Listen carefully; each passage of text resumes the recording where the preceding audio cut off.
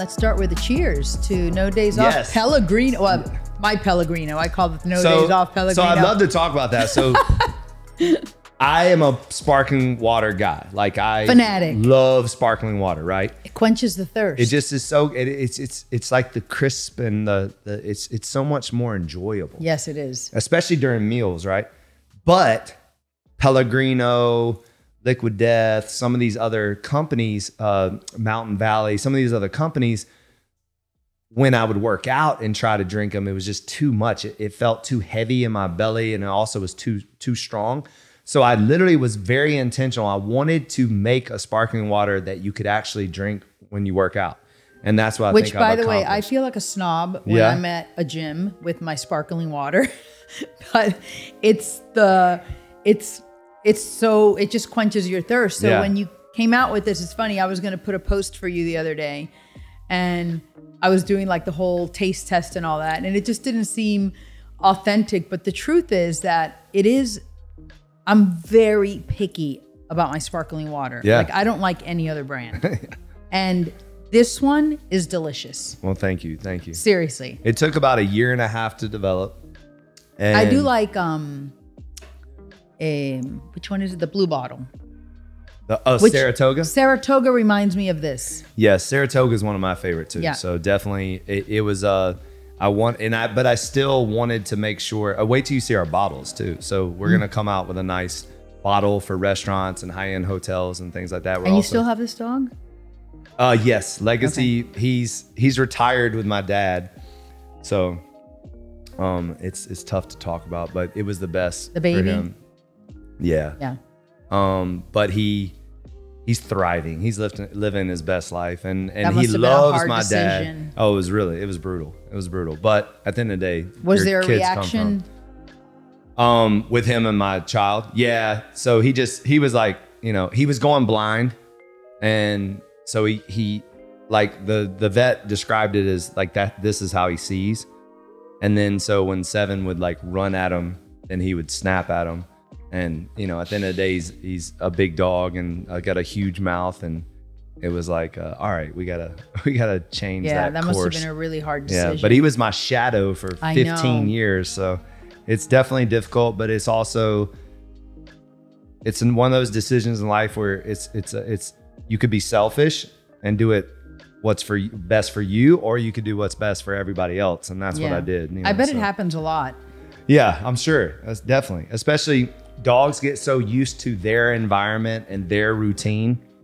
And then you introduce a baby and it's like, what's going on? Yeah, all my attention, like I was the baby. What's going on? So I'm so proud of watching from my first phone call to I need a trainer to seeing where you are today. It's honestly, it's incredible. Thank you. I mean, and the way you have everything organized and structured, and how hard you work, and how inspirational you are, and how much faith you have, and the family you're building. And every year when I have to vote on the best gym between you and somebody else, it's honestly incredible. It's incredible. I'm so proud of you. Well, you're such an inspiration to me too. So it's weird. It's like, I tell your family all the time, I've been drawn to your family since the day I met you. Like, and it's like a combination of all those things too. I think that we have a lot alike. It's just and then it's like, as I watch your career and just your personality and stuff, I don't know what it is, but every single time I watch you, I'm like, if I was a woman, that's how I would act. Like it's like you just carry yourself. Tell my daughter that. It's so cool. Like when my kids say, "Mom, when are you going to grow up?" I say, "Never." Never. But don't. Like I'm not. It's so amazing to watch. Thank you. And by the way, you're not old. I'm not trying to no, say but it's that. okay. I'm older. But you're older and you're growing. Older. But the way you carry yourself and the spirit of a child that remains in you, it spews over. And I know we live in a world that like we're only seeing each other virtually or whatever, but it does look very authentic. It comes across as a way that you're inspiring. Like you're an inspiring person. And if I'm not in the mood, I don't do it. So it's not like I say, today I have to film this. Like I said, when I was doing your water and it didn't feel like the right moment. I just have to kind of walk by it one day and feel like doing something silly with your water. And that's really how social media is. But it's funny. I think that I have a really good friend on QVC, one of my best friends, Mally. And I've never met her husband, and I didn't know that. And this week she said, I've never met Phil. I mean, we really just... How long have y'all known each other? For like 8, well, we went through COVID and all that. Okay. So I just know him from Instagram. Like sometimes he walks by, I think nude behind her. But yeah, so I think Instagram, while it could be a challenging platform, it has a lot of beautiful things because you get to know people's lives. It does. The thing that I would like, it's tough because I feel like people wrap their identity around it a little bit too much. You know, it's all about views, likes, and followers. And that's not really what it should be about. No, you know? I think that, yeah, I've learned recently to really detach from that, because just have fun and do it, because it is, and I can't imagine being 20 in this generation. Because I think at my age, it's different than when you're younger, or the whole dating thing and people seeing other people. And I don't know that I could survive and that. The comparison, like everything's, and at the end of the day, Instagram is what? It's the highlight reel of your life. Like you're not, you're not putting your struggles, you're not putting makeup on and getting in front of the camera. Like, no, I do that sometimes. Yeah. All right. Well, that's good. Well, you're beautiful. So I'm sure that most people can't. But, no, I don't. But you know what I'm saying? Yeah. Like, no, you're right. I mean, it's, I think for the mature people, you can live, but I think being in a younger generation, I don't know. I mean, I don't even think I can do that online dating stuff and just be rejected by people. I'm like, who do you think you are rejecting me? Yeah, the dating scene now is like, it's wild. We were just talking about that because one of my business partners' old boss bought Tinder. And, you know, I've never been on Tinder, like, but and so then they started talking about how easy it is to just, you know, swipe right and then boom, you have a date. Like, what is that? We actually had to go to the bar. Yeah. Be attracted to someone. An attractive female. Then get the courage up to go talk to her. Then get the courage to ask for her number. Then follow up. Then go on a date. Now it's like swipe right and you're in. Isn't it crazy? It's crazy. I wasn't made for that generation. I don't know how kids do it. Well, I want to talk about a little bit about your entrepreneurial spirit, because that's what I love. That and your mom, you know, just your excellence in all things. But let's take it back a little bit, because I don't know your full story, you know, and I don't know how it all got started. So this whole peace, love, world thing, like let's take it back to the beginning, if you don't mind. Okay. And I want to know, because for me, you see where I am now, right?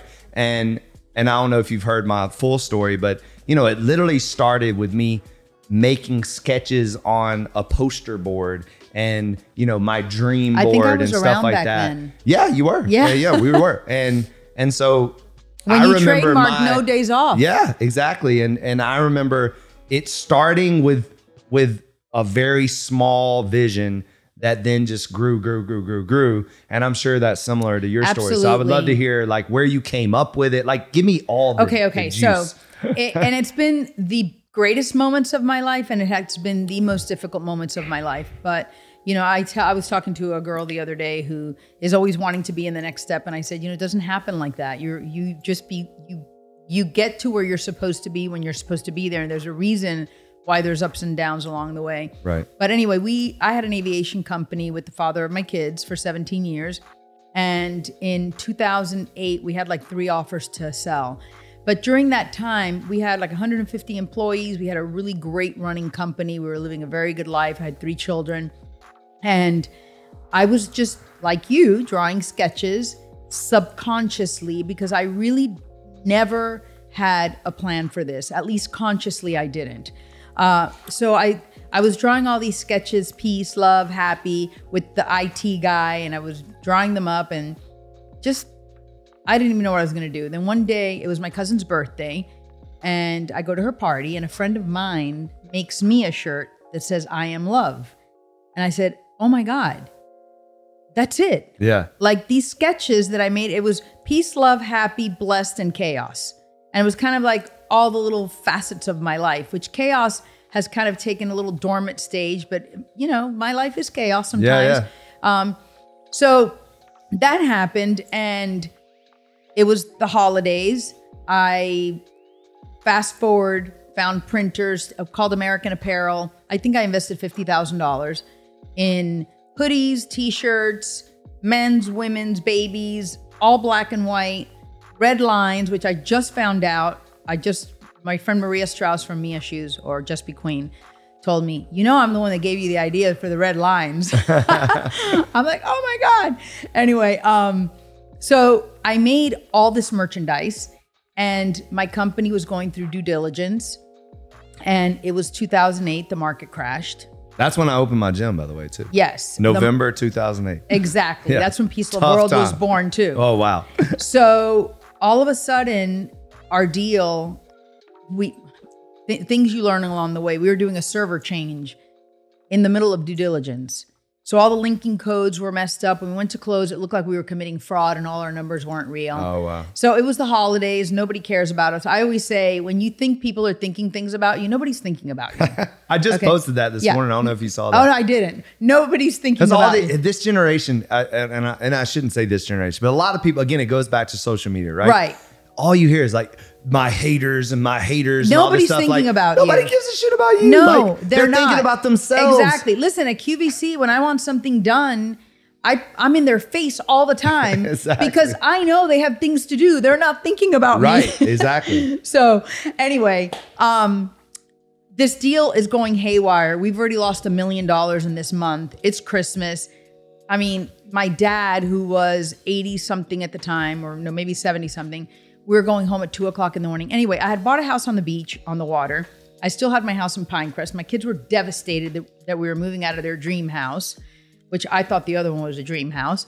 And I decided to set up, half the furniture was gone. I put all the inventory under the pool table. Anyway, long story short, there were lines of people to buy my merchandise.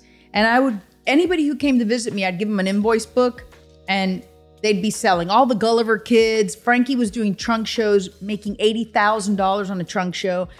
So when we sold the company, the deal finally went through. We hired forensic accountants. They fixed it. And by the way, I'm going to point out something very important.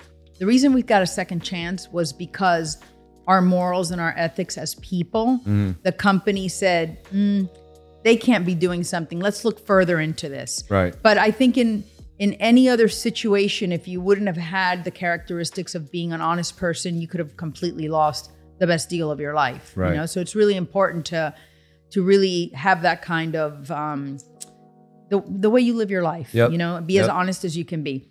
Anyway, so in January, I said that I was going to go to Tahiti with 2 hot men carrying my bags, and I was not going to work anymore. And I literally moved across the street to one of our empty warehouses, and I started Peace Love World. The funny thing is, I went to my first trade show, and in aviation, when you go to trade shows, you don't sell aviation parts. You meet customers. Okay. And you talk about your business. Yeah. You know, and we go to our first trade show, and people are there to order. Right. Target even comes to us, and I'm like, what are line sheets? I mean, I knew nothing about the sizing 1221. I just bought one of every size and times I don't know what. But I think that all the mistakes I made really are what made my brand go virtually worldwide in less than a year. I met so many beautiful people. I mean, Kris Jenner was incredible to me. J.Lo was incredible to me. I mean, Oprah called me to do her tour, to the Life You Want tour, merchandise. I mean, the things you could never dream of. I remember the girl tells me, Oprah's office called and they'll call you in 2 weeks. It was the holidays. I'm like, I can't wait 2 weeks. So I call them back and they're like, we didn't say that. Your assistant said that. So it's kind of a funny story. But go back real fast, because tell me the words again, because blessed and chaos I can relate to very much. What were the other words? So I am love, which is love. Really the one that I identified the most, because everything I do comes from a place of love. And you know, you always say, what is your why? And I think that I care so much to make people feel good when they leave my presence. Yeah. And it's a hard thing to say because I don't consciously do that. But to walk away from someone and leave them with something, to me, is so important. That is how I live my life, and that's why that's why I'm drawn to you and what you're all about, because it's so clear. And I mean, Oscar can tell you does that not sound exactly what I it's energy, you know, at the end of the day, it's really energy. And when I go on QVC, and I love that platform so much, and it wasn't really so much my customer, but my customer was more contemporary. But I love this place that I'm at because I'm dealing with real human women that want to get their groove back. Right. For whatever reason, whether it's illness or a funk or midlife crises or, I mean, I just think as women, if we stop thinking that we're too old, because we're not. Yeah, I mean, your skin's a little better when you're younger. There's a lot of things that are better when you're younger, but to embrace, like, I want to be that 80-year-old woman that walks in and has a great outfit on, exactly, and you still have swag, and and I want people to feel like that. I think I've kind of strayed away from what we were talking about. No, you're fine. Okay, so that's I am love. I am love. I am peace is something that I strive for so much now. As I get older, I don't want to feel so chaotic. I want to feel more peace. And I am happy, or I am happiness, is really about happy people are the prettiest. Happy men are the most handsome, you know? I just think happiness is just really being content and grateful for where you are.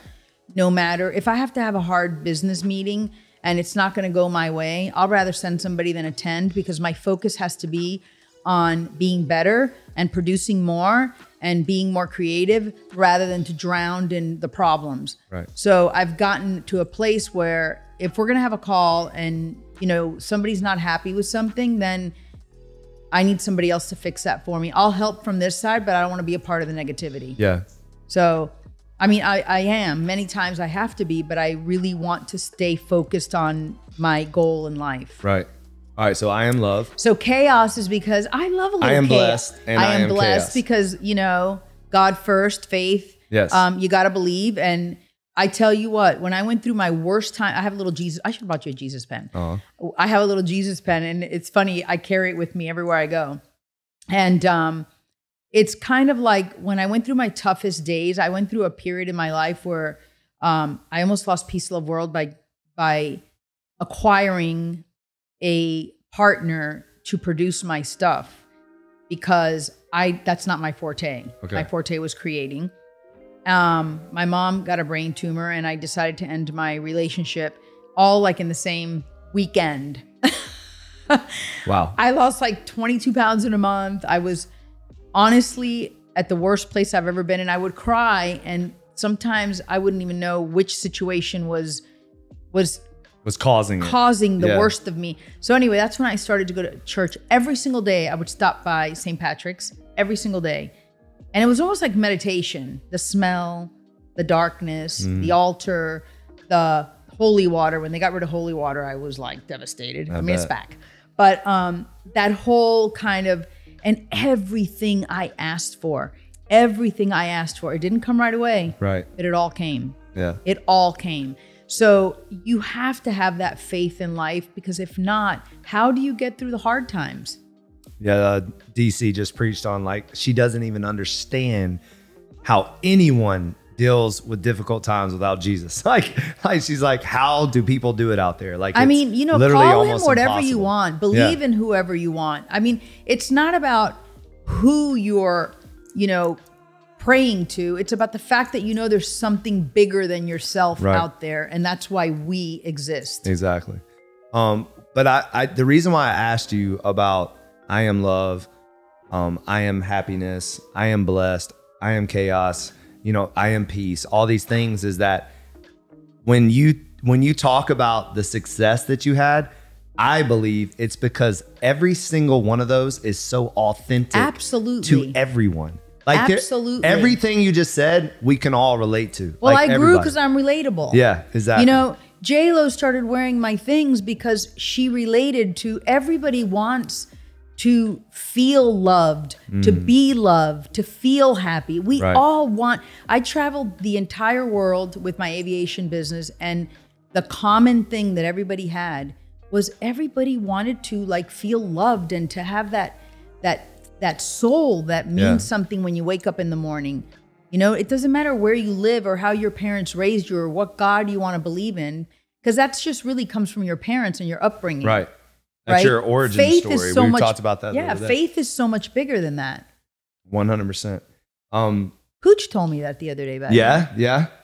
Yeah. He said that faith upbringing always brought him back to center. Yeah. Which I didn't know that. He's such, he's so beautiful. He's like one of the sweetest men. You know what I mean? He's like a big teddy bear. He is. He's emotional. He's sensitive. He's never, by the way, I love my 3 kids. They're completely different kids. Frankie's like strength and power. And I don't know if I've ever been around Frankie. Oh, you need to meet Frankie. Yeah. Yeah. You need to meet Frankie. I see him on, I know y'all celebrate him a lot. Yeah, we celebrate all of them. Frankie seems like he gets a lot of love from y'all though. So Frankie, Frankie's the first one, but then came Christopher, and when you thought your heart didn't have room for more, you have so much more. Yeah. And then came Mia, who's gonna be the matriarch of the family. Mia, first of all, she's come such a long way. Oh my God, hasn't she? Like in the last 2 years, I've seen such a maturity in her, just from everything. Like you can tell she's really taken life by the she cares so much. Yeah, you can tell. She almost cares too much. Yeah. Well, I don't think there's such thing as that. So as I fall in that category, and I think that's what I do too. People don't know what you know until they know you care. And exactly. When people know you care, they want to do work with you. And they'll get through the struggle with you. That's another thing too. I think Christopher and I realized that no matter the struggle, we both have the same vision. Like we both want to end up in the same place. Exactly. So if we got to argue about some things, go through the difficulties. And I know y'all side of the business when it comes to ordering shipping containers and dealing with China and dealing with all this stuff. Like it's him doing the glasses. There's so much. We just problems launched you have Mia's to deal fragrance. with. Like it's crazy. Well, Mia's fragrance came out and it's doing amazing. Mia V. And all of a sudden, I find out that I'm shipping flammable. Oh no! I'm like, oh, so now I have. Is that illegal or no? Well, now because I gave it to the shipping department because QVC does it for me. Okay. But then I was sending Firmenage, who invented it, who put it together, the formula for me, the formulator, and the shipping guy tells me, well, you can't ship this because it's flammable. I go, what do you mean? I'm like, okay. So now there's this whole school of flammable we got to go through. But yeah, you learn by doing. Yeah. And I have to tell you that Christopher, I don't know if he's going to care if I say this, so maybe you shouldn't publish it. But I love how he talks about his relationship with you and how hard it was in the beginning and how deep it is now and his appreciation for you and the evolution for both of you. And I think it's just so beautiful because I don't know, how old are you? 45. Oh, you are? You're 45? Yeah. You're no spring chicken either. I know, I told you. That's why I'm telling you, I'm not that far off. So, well, they're in their 30s. Yeah. So no, they're babies compared to. Yeah, they're babies. Yeah. Well, to me, they're like grandbabies. Yeah. And that's why I tell them all the time, like, I have some years on you, man. Like I've been through some stuff and, and they, experience does matter. And, it does matter. Like I'm a big reader, and like when you spend time doing that and you learn from those that came before you and those that have paved the way for you, then you have a lot to offer. And, did you always want to do this? So I originally thought tell me about Alabama first. Yeah, all right. So Alabama's amazing. I loved Alabama. When you grow up in Alabama, you basically are like, you're going to be a football star. That's like engraved in you. You're going to play football. Like that's what you're going to do. I loved all sports. I actually loved music. Like I was in all the plays and was the lead and the singing, stuff like that. I didn't know that about you. And wait, you sang? Yeah. Oh, can you do a little? She's putting on me on the just spot. One little one. Know, just right? one little one. But do people know that about you? I don't know. That's a good question. I came out in Muscle and Fitness for Hers with Eddie Murphy's ex-wife and Nicole Murphy, and it said in the thing, it said Manning Sumner is recording a country album in Nashville. That ended up being. Wait, but we have just one little lyric? Oh my gosh, she's putting on the spot. Why not? I don't even know what we'll get back to that. I think people would like to hear that. I've trained a lot of musicians over the years. And when I was working with Scott Stapp and Rico Love and Danger and stuff like that, I always tell them, I'm like, one day I'm going to come back to you and we're going to record an album together. And they're like, when are you doing it? I was like, I guess when I'm turned 55 or something. Oh, you have to do that. Yeah. But it's definitely something that I want to do. I absolutely love music. Like I love worship music. I love country music. I love all music, like all music. And it's definitely something that I want to pursue eventually. So I had Brittany, was it Brittany Grenier? Is that? Yeah. Do you know her? Yeah, I don't know her, but I know who she is. Mindful, and she was amazing. And she told me to come up to the studio sometime. So we'll get into that eventually. Oh, look at that. But when I was growing up in Alabama, it was very like you were like if you weren't an athlete, then you know it wasn't. Yeah. So I actually leaned towards that instead of. I always say if I would have gone the other way, I probably would have been like a Justin Timberlake or something. But instead, I went through the sports. But I did battle a lot of injuries and stuff. So I broke my back my junior year in high school, rehabbed myself back, then became Defensive Player of the Year in Alabama, then got what's called a preferred walk-on to Auburn University. Then, so you played with those big, crazy crowds. Oh, yeah. Well, I was huge then, too. Like I had a 22-inch neck and I was 240 pounds and I was massive. So what did it feel like when you went out on the stadium with those fanatic Amazing. fans? Like it actually messes with you a little bit when it's taken away from you. So if you can imagine when you're running out on the field and there's 100,000 people screaming for you and you're getting so much attention from, you know, everybody, even during school, like when you go to the classroom, look, everybody's like, you know, the football players, you know, whatever. And then you have a career ending injury. So I broke my back again at Auburn and I actually earned a scholarship my first year, but then I broke my back again. And when I broke my back, you know, that was it. And that was a very difficult time. So I went from 240 pounds, then I went into a dark depression and I lost 50 pounds and I lost my identity, you know, like I thought I was going to be a football player and then that was taken away. But then that didn't last that long. It only lasted about 3 months. And then I realized, well, maybe I can help others not get the injuries that I suffered. So then I really dove into exercise science and kinesiology and those kind of things to learn how to properly train your body so that you don't injure yourself. Because most of my injuries came from working out, not even football. And so that's when I really leaned into that. I left Auburn to go to Birmingham, to come back home to Birmingham, Alabama. And so you were raised in Alabama? I was born in Montgomery, the Gulf. And then I was raised in Birmingham, Alabama. I went to Briarwood Christian High School. And then I went to Mountain Brook Elementary, then Briarwood, and then went to Auburn. And then my senior year at Auburn, my internship was to be I ended up being the head strength, or not the head strength coach, but the assistant strength coach at Samford University in Birmingham, Alabama. Tommy Rowland, shout out to Tommy Rowland. He was a very good mentor. He was the head strength coach. And under his tutelage, I worked with the football team, the tennis team, the soccer team, you know, stuff like that. Then one day I got a phone call from one of my friends that was a model here in Miami. And he was like, hey, if you shave your head, and this one I had actually beautiful blonde hair. Those days are gone. But I had beautiful blonde, you know, wavy hair. So I shaved my head on the spot and I got to be a body double and stunt double on Bad Boys 2. And so I packed up my car. I had a stick shift Nissan Maxima, $2,000 to my name. I packed it up, packed everything I had, drove down to Miami. And I'll never forget driving down Euclid, because that's where the guy's apartment. And I was driving down Euclid and the bumps and, you know, the streets were terrible. And I'd never forget literally saying to myself, I'm never going back. That's what I said to myself. I was like, I'm never, and that was 2001. Wow. And when I say I never go back, I mean like not to visit. Right. I mean like I'm not living you're not living there anymore. Again. And I just knew it. It's like you left that identity over there. Like it was almost instant though. It was really incredible. It was literally instant. Now the journey to then get to where I am today was like, I mean, a lot.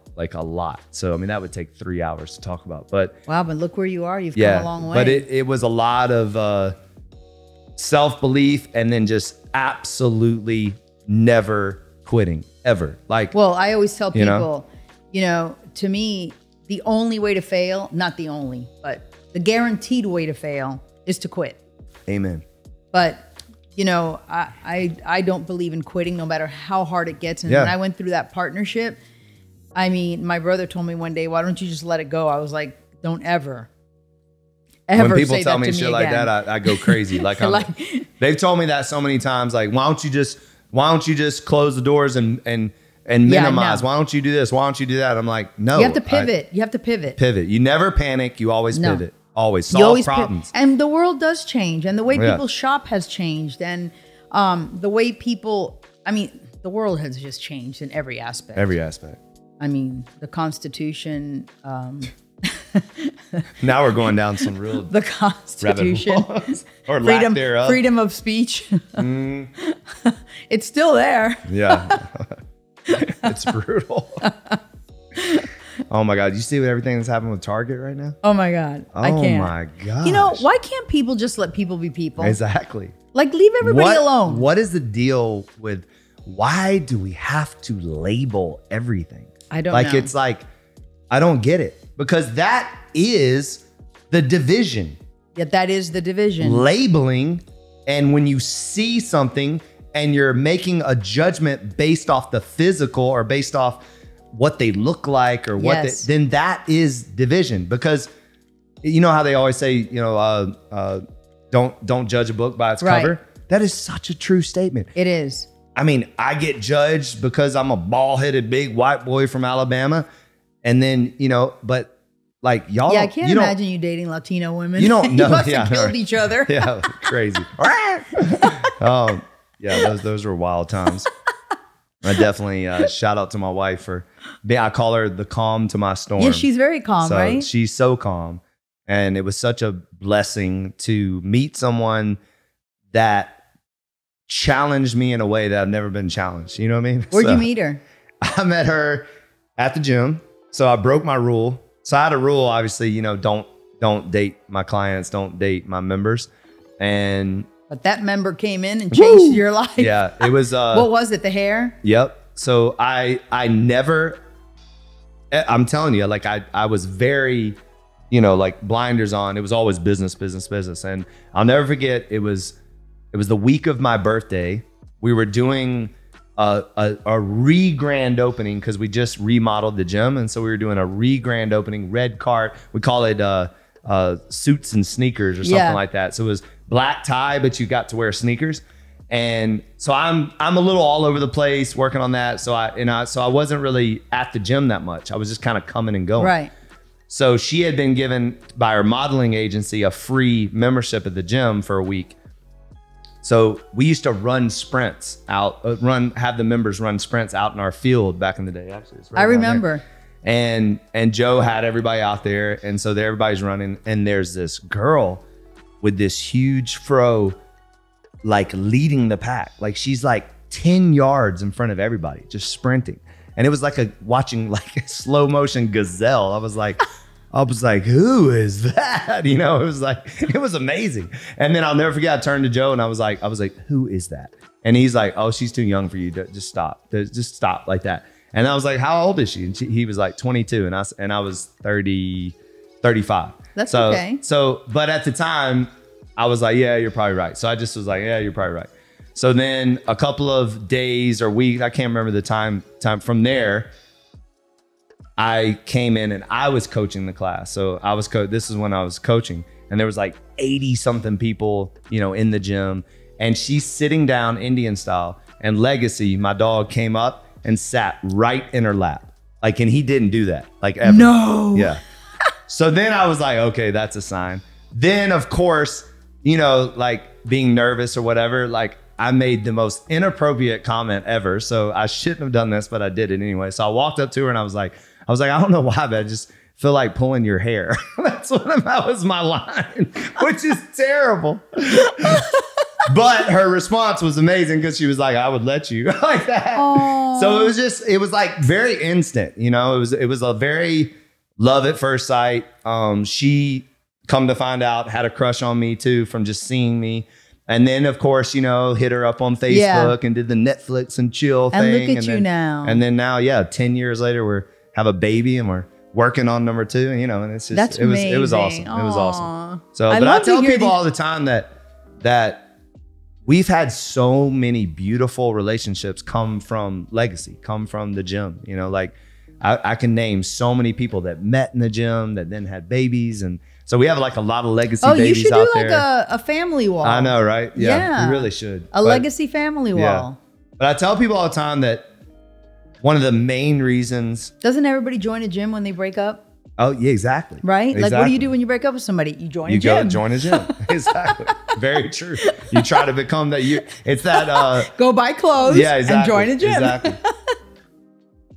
It's so funny how that motivates people so hardcore. They're like, I'm going to show them. And then they get, and it's like, I always say. Success is the biggest revenge, right? Exactly. But at the same time, it's also sad when you see people get in relationships and then stop. Yeah. And stop being the best version of themselves for their partner. Yeah.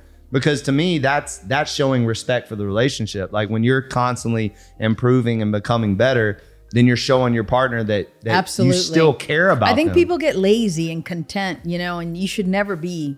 You should always strive for more and for better. 100%, especially when. Which is why my mom thinks I'm crazy, probably. No, you're definitely. But I still crazy have so much more to do. You're not even close to being done. So I wrote a book. Oh, did you recently? Yeah. Last year. I just haven't. Have you released it? No. What's the name of it? Love Made Me Do It. Oh, I love it. That's so That's good. what I wanted to tell you. Love made me do it. Because love makes me do everything. Doesn't love make you do everything? Yes. The love of sports, the love of God, the love of life, the love of everything. The passion. The passion. Yeah. That's amazing. And when are you going to drop it? I'm working on it. Okay. Yeah. All right. I'm working. I need to change a few things, but I'm working on it. I just, I also want to change a little bit of the voice because one of the things Mia told me, my daughter, was, when you're talking about something, never quote what a person said. Just talk about your way of seeing it. Okay. Right? So I just want to make sure that I don't, Is it like a story of your life? It is, but not. It's the story, of building the business, coming from Cuba without anything, my parents. But it's really, it's about growing. And it's about when I separated from my husband, making him and my kids a priority and staying best friends with him.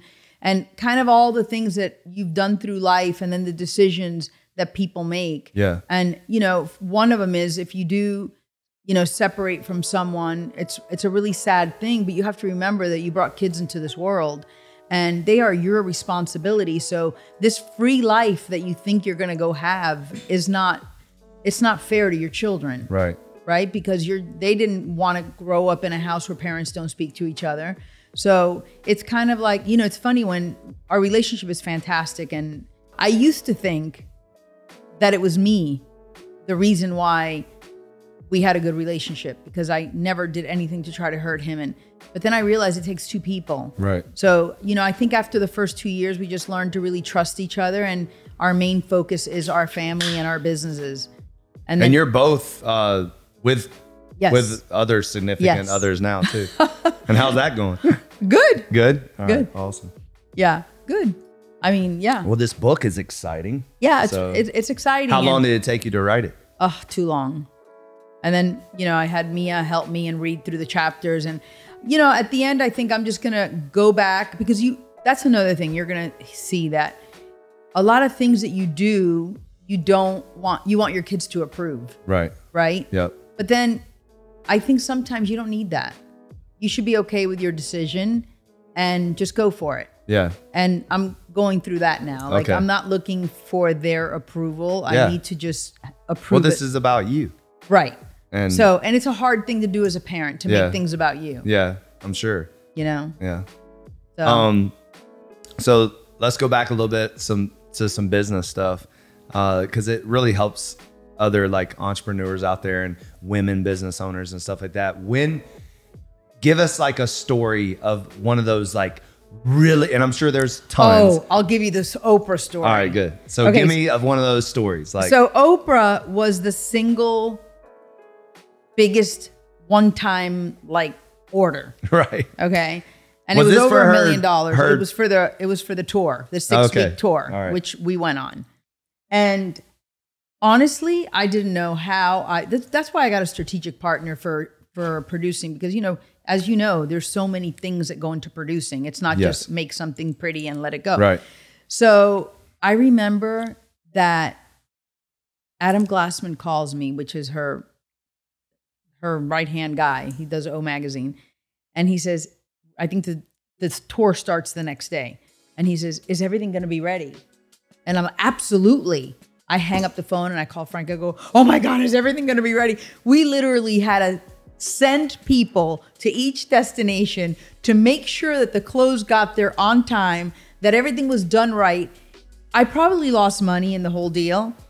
But it was the most beautiful experience of my life. And then when the whole tour, you know, Deepak Chopra, and it was Rob Bell, anyway, all of them, Oprah, Gail, everybody. Yeah. And when they came to Miami, I had a thing at my house, but they didn't tell me Oprah was coming or Gail was coming. I didn't really invite anybody because I didn't want, my friend from England was here. Frank was, the father of my kids, was doing the barbecue.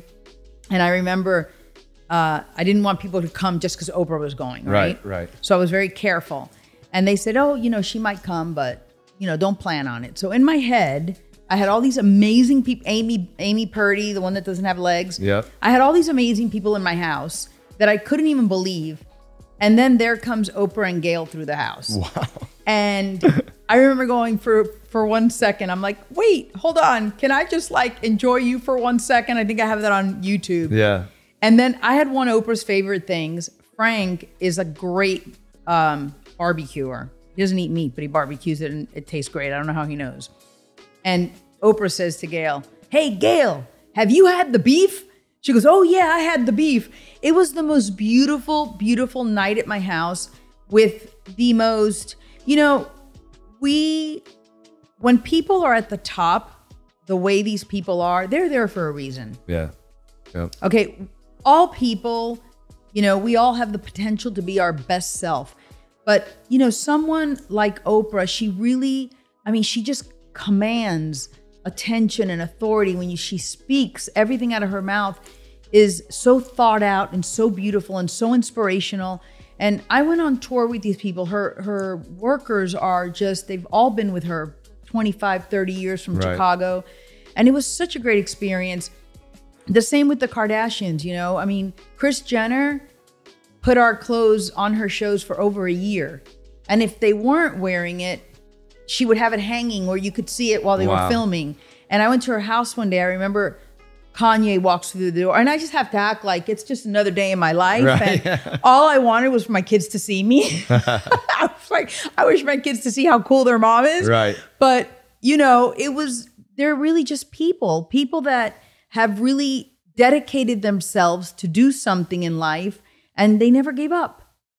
And it's not easy. It's not easy for anybody, but I really do recognize why they are where they are and the talents that took them there. And I think every person came into this earth with something to give, something to leave people with. And I think that if you can identify what that is, and you obviously have identified it, I think that that's really your why. You know, they always talk about your why. Yeah, but also too, the self-belief that Oprah must have had too, because like she called. Remember how many times she was told no. Oh, absolutely. You know what I mean? Like she was fired from several jobs before she became Oprah. Listen, I remember Revolve, which is, they would never take my brand. And I was like, I don't understand. Everybody takes my brand. Yeah. And they're like, our girl's too bitchy for you. Your clothes is too nice. And I was like, okay, I'll take that as an okay no. But I mean, it's not that it's nice. It's just, it's positive. Right. You know, it's just positive, which even if you're a bitch, you should be positive. Exactly. Be a positive bitch. Right. I'm still kind of like learning the rhythm of these things. And in the beginning, and Oscar will tell you, like, it felt kind of interview-ish, like in the beginning. And I don't want it to be interview-ish. I want it to be conversational, you know?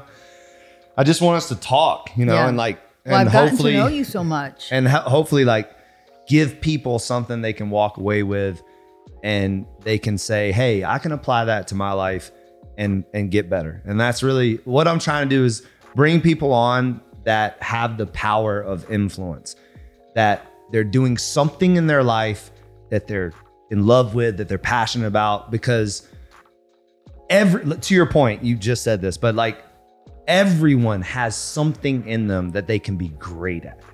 But I think oftentimes when the difficult times come, they quit because it's hard. And if they would just keep going. Well, it's like starting your podcast. Exactly. I mean, Jay Shetty says he had nobody listening when he started, right? Yeah. And you know what my word of the year is? Consistency. So that's what creates excellence. I always choose words for the year. Yeah. So we've had consistency was one of them. Commitment was one of them. Becoming was one of them.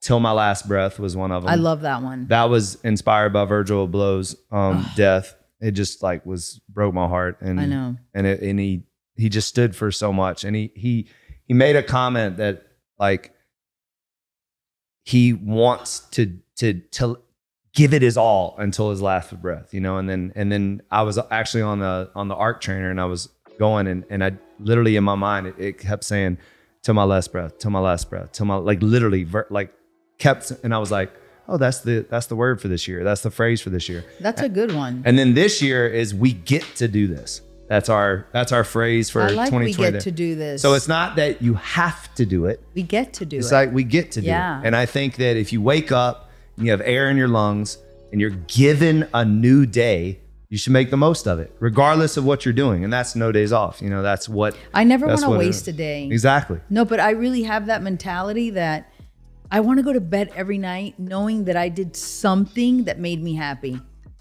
Or made someone else happy. Oh, too, absolutely. But that makes you happy. No, that's what I'm saying, right? But making someone else happy is making yourself happy. It actually makes you even happier. Right. You know? Doing something kind for someone, but it's just knowing that I always say, knowing that May 26, 2023 didn't go to waste. And when people call me for advice, I'm like, well, so this day is never coming back again. Mm-hmm. So when I leave work every day, I tell my design team, I'm like, okay, but every day we have to create something great. Even if it's one thing, right? A pencil, whatever, something great that we feel we accomplished something. Speak on that a little bit. What is your creative process? Like, do you have... It's all the time. It's all the time. I mean, it's like you're walking and you see, your gym gave me a lot of creativeness and brought me back to a lot of my old feelings with that wall and all those beautiful words and all the sayings that you have everywhere. I love all that. But no, it's really just connecting with people, with things people tell you, with things you see, with things that inspire you, with things that make you feel good. And then I usually every season have a mantra of what it's all about. Like, what is this collection supposed to make you feel? So it's like I see myself in this certain place, and then I see people and how they're feeling. And lately, which is crazy, this is like my newest one, I can't believe the way people dress in airports. I'm like, we got to do something about this. I feel like people have just... They don't care. They don't care. They don't care. But I would say even... But you can be comfortable and cute. But don't you think it's not even just airports? Like, style has gone. Yeah, like, but it's but like more some in people this have it and country. some people don't. It's more in this country, I think. It's more in this country. Because even when I'm getting on an airplane, I shouldn't even say this, but like when it's early in the morning and everybody's at the airport, you know, I take a shower and of course fix myself. Right. But some people, you can even see the hole on their head. But yeah, I think that self-care, everybody, you know, you hear the word self-love and you're always like, what does that mean? Well, it starts with that. Like, get up in the morning, take a shower, put on some perfume, fix yourself up, even if you're going on an airplane. Right. I met my boyfriend on an airplane, and I meet so many people on airplanes. I just met the owner of what's that Keys, the restaurant in the Keys where the sun sets. Oh, I know exactly what you're talking about. Starts with an L. My wife and I went there right before I proposed now we're to her. Friends. So 88 years old, she had a Yeti with vodka and water. That's amazing. Yeah, and it was amazing. But I meet the most beautiful people on airplanes, and believe it or not, people on airplanes just like open up about everything. Yes. Right? Oh, 100%.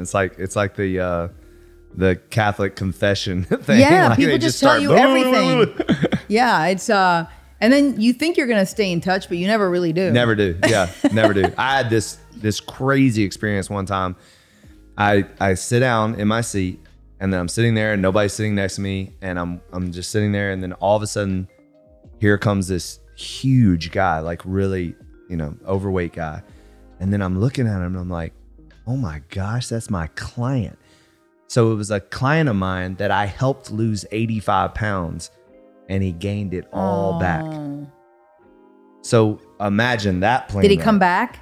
So here's the thing. This is a good story. We're on the plane and he's telling me why he gained all the weight. He's crying, you know, it just had a very tough road.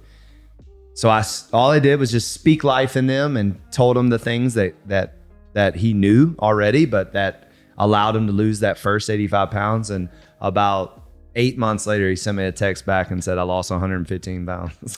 Wow. So he lost 85 pounds, gained it all back, and then lost it all again. But to your point, like, leave people better than you find them. Always. You know? Like, and be honest. And I be think honest, that's the most important thing is, you know, what I do, like, I don't really realize it until I hear like my mom talk about me. I'm like, oh, that's me, you know, like but I do feel that if you're authentic, like you really don't need a therapist if you have good friends, right? Because if you really have a good friend because it takes two, you both have to be honest. Yep. If somebody would call me in school about their kids, or if I go to one of my kids say, you know, my son's failing math or whatever. Oh no, my son's an honor student. Okay, well, you know, they probably weren't, but that's not what you want to hear at the moment. You want somebody to, you know, be relatable to you and help you. And I think that with business, with, you know, women, all the things that we go through, I think that honesty is so important. And it just really, it makes people feel like they're okay. Like, okay, I'm not in this alone. Like she goes through that too. I mean, you go through lonely times, don't you? Everybody does. Right? Yeah. Like people see me on Instagram dancing and they think I'm just dancing my way through life. Exactly. But and I tell you, that's why like probably people aren't as much empathetic anymore, is because they see this picture of what is this perfect life, but they're not seeing the dark moments. They're not there's seeing dark the moments, tough there's scary moments, Exactly. There's business scary moments, there's health scary moments, then there's family and parents and you know, life is not easy. It's not. And we're all going through something. Like, that's another thing too, that if everyone you come across is going through something. And I always say, like, don't adjust your response to their reaction. What I mean by that is, like, oftentimes, okay, you're nice to someone and they're bitchy back. Well, that's not going to change who you are. You're going to still they're going through something too. Because they're going through something. Absolutely. They're projecting what they're going through. It has nothing to do with you. And I've really had to like learn that it's not about me. It's not because what nobody's I'm going thinking through. about you. Exactly. It's about. I mean, I'm not saying ever. People can't think about you. But you're right. I mean, I heard this CIA guy talk about it on a podcast one time about how people have their public life, like what they want everybody to like think they are. Then they have their private life of what they really are. And then they have their secret life of what their real true self is. And when I heard him say that, I think you lose the secret part when you have kids. and a spouse, right? But I think that if more people would live in the space of their secret life and be 100% authentic and true and you vulnerable should be with your friends, with who you are in your circle, yeah, you would get so much more joy out of life, because 9 times out of 10 they're going through the exact same thing that you're holding inside. And if you would just say it, then they'll probably be like, oh my God, I think that too. It's true. Know? So, but instead you sit there in your solitude and your, isolation. I should say isolation, not solitude. It is isolation. It's isolation. I isolate when I'm going through something. Yeah. But I mean, there's so many people that could relate and could help. And sometimes you just got to let that vulnerability out. And I think, a lot of people could say, well, I don't have that person. Well, are you that person? I love that. Yeah. That's so true. Because if you become that person, then somebody will be comfortable enough around you to be that person. Right. That's a nice little gem. We'll drop that. You can tweet that later. Be that person. That can be your next one. Yeah. No, I mean, it's really good. I added to him today. By the way, we will talk about your water at some point, but yes. Yeah, I need to do a nice post. I haven't found a worthy post for this water yet. Let's talk about the taste test. Were you tasting it with Pellegrino? Were you doing like a little Because Pellegrino's your number one? Well, also the... or Saratoga? Saratoga's... I buy Pellegrino, but when the restaurants only have Saratoga, I'm actually happy. I think that Pellegrino has a little bit more bubbles. So it has... Am I right or not? It has more bubbles and more minerals. So Pellegrino has the most mineral content of any water out there. Well, is that good or bad? It's not necessarily bad or good. It's just it's a real mineral heavy water, and that's why it's heavy to me. I don't like Perrier. Sorry, Perrier. Yeah, I'm not a big fan of Perrier either. Yeah, or Evian. Sorry, Evian. But the reason why we chose to go with a little bit less bubbles and a little bit of a softer mouthfeel is, again, so that you could like literally crush it and pound it. And, so that's the taste I absolutely love. I know when I tell people that I don't like certain waters, they're like, but it's water. There's a lot of waters I don't like. I like Smart Water and I like Pellegrino. So we went through a lot of taste testing, a lot of blind taste testing. And to your point, you really don't realize the difference in the taste until you're intentionally tasting different waters. So and they all taste different. This kind of tastes like Saratoga Pellegrino with less bubbles. Yeah. So am I allowed to say that in my post? Yeah, that's fine. Okay. That's fine. Because that's really what my analysis were. And I didn't know if that was good or bad. But it's definitely very quenching. Well, and I love the size. And I love the black. Yeah. I know the other one's silver, but I love the black. Well, it's funny because my wife loves that can too. And it's like... Originally we got a lot of pushback saying that it was too masculine and all this stuff. It is masculine, but it's okay. And I you said, are masculine. Well, not only that, you're the brand. But it's okay for a woman to feel like a badass too, you know? Like, and so that's what my wife loves about it. She's like, I feel like a badass when I drink this, you know? No, so, it's really incredible. And I like that even the thing. But you know, I feel like people look at me when I'm like working out with my little can of Pellegrino. They're judging you. I feel judged, like, oh, okay. Well, now you can take this and you won't get judged. We can't drink regular water. Yeah, exactly. But now you can bring the sparkling cans. Because you kind of made it okay to drink sparkling water at the gym. Exactly. Thank you, Manning. Yes. That was very intentional. So, any other subjects we want to talk about? Well, I would love to just dive into like maybe some mom advice, because you're such a fine example of that. So I'm gonna give you the best advice ever. All right. So all you got to do is love your kids. That's it. There's no other formula. Listen, my son Frankie got punished more than any kid. Frankie is an athlete. He loves to be outside. He's one of those kids that can't sit still. And I mean, it makes me want to cry sometimes when I think back.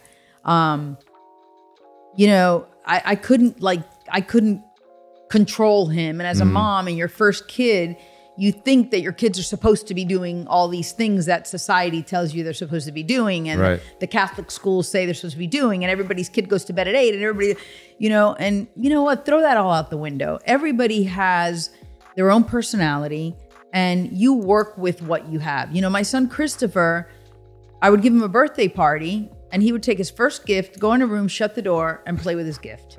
And he didn't care who was there. That's hilarious. You know? And my daughter, all she wanted to do was anything the boys wanted to do. You know, she wasn't like Barbies and this, that, and the other. I remember taking them to a camp in Spain. We would go in the summer to a sailing camp.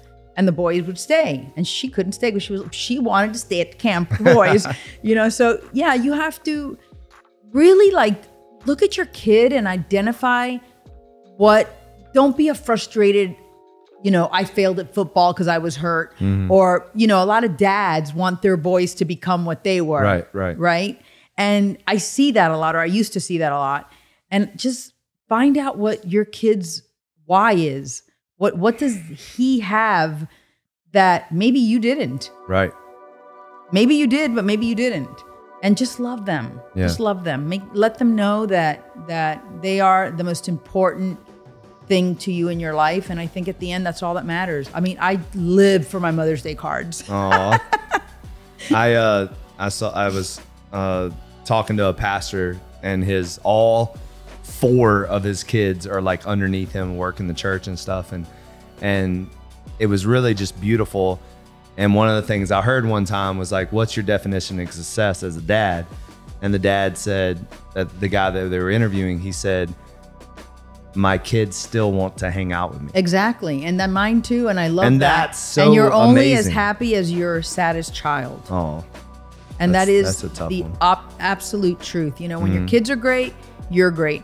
And there's times I can go out there and say, my kids are the greatest kids in the world and they're doing great things.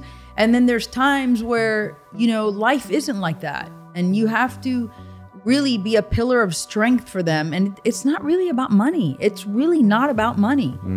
I mean, you know, we live in a city that makes things a lot about money, right? But it's really not about money. And I'm going to tell you something that when I went through my hardest times with Peace Love World, I think I taught my kids the greatest lessons.